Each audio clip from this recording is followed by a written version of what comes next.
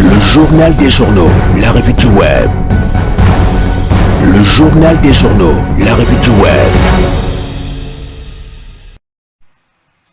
Clément Tungui, bonjour.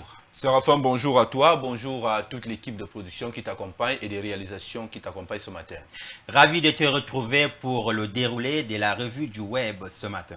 Merci Séraphin. Nous t'écoutons.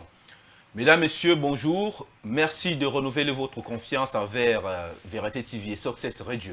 Ce matin, nous ouvrons la revue du web avec le site Cameroun Actuel qui annonce l'ouverture de 3000 postes d'instituteurs pour l'enseignement primaire à travers le Cameroun.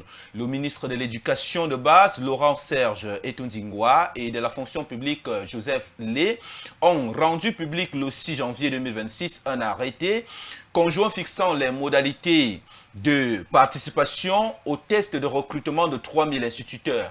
Le gouvernement camerounais ouvre donc un test de sélection pour le recrutement de 3000 instituteurs dans le cadre de la 7e phase du 3e programme de contractualisation des instituteurs de l'enseignement maternel et primaire. À la lecture de l'arrêté conjoint, les épreuves écrites du dit test se dérouleront le 14 février 2026 dans tous les chefs-lieux des 10 régions du Cameroun constituées de la culture générale, l'épreuve technique et celle de langue française ou anglaise.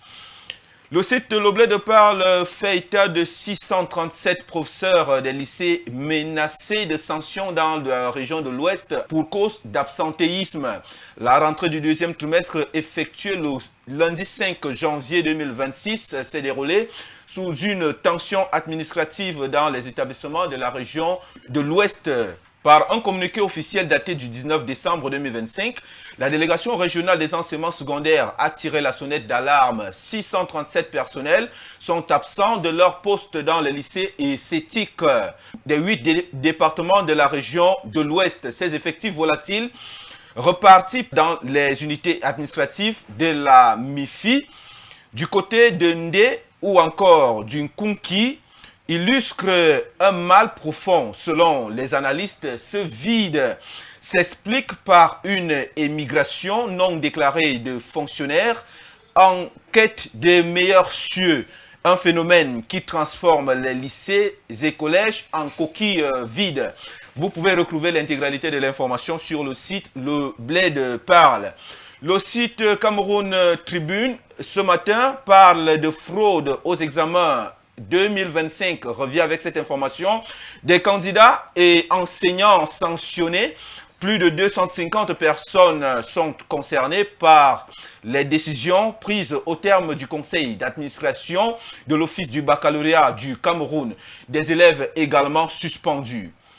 La session 2025 des examens officiels continue de livrer son verdict, cette fois pour révéler les cas de fautes professionnelles et fraude et autres tricheries recensées au cours des examens relevant de l'Office du baccalauréat du Cameroun. Dans une décision signée récemment, le ministre des Enseignements secondaires, Pauline Nalova-Lyonga, publie les sanctions infligées aux enseignants et élèves coupables de certains actes frauduleux.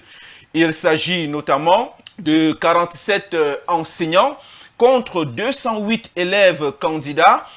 Ils sont frappés pour actes commis lors du baccalauréat de l'enseignement secondaire général, du probatoire enseignement secondaire général, du probatoire de l'enseignement technique industriel, ainsi que du brevet des techniciens industriels. Nous poursuivons, mesdames et messieurs, la revue du web de ce matin avec le même site du Blé de Parle qui fait état de 8 combattants séparatistes tombés lors d'une opération militaire à Ndou.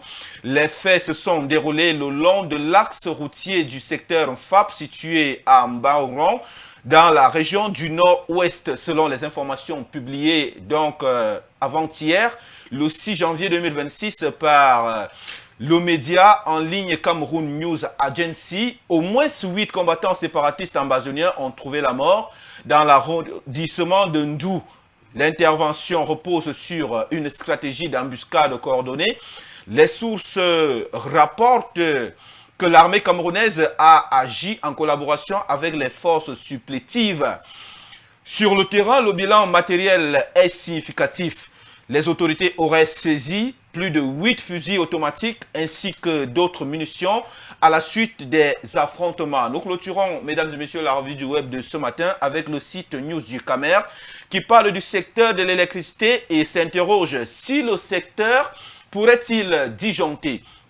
Le 19 novembre 2025, l'État du Cameroun a procédé à ce qu'il est convenu d'appeler la renationalisation des néos en rachetant les 51% jusque-là détenus par le fonds d'investissement britannique Actis.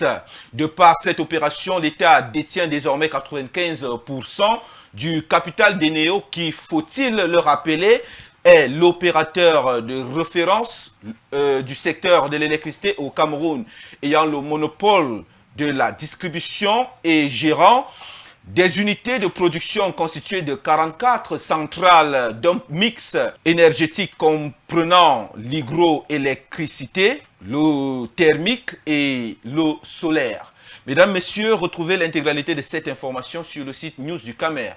Nous nous donnons rendez-vous demain, s'il plaît à Dieu. Vous restez avec Séraphin pour la suite du journal. N'oubliez pas que notre engagement et notre détermination, c'est vous. C'est Dieu qui couronne le tout. Séraphin, c'est tout pour ce matin. Merci Clément et à demain.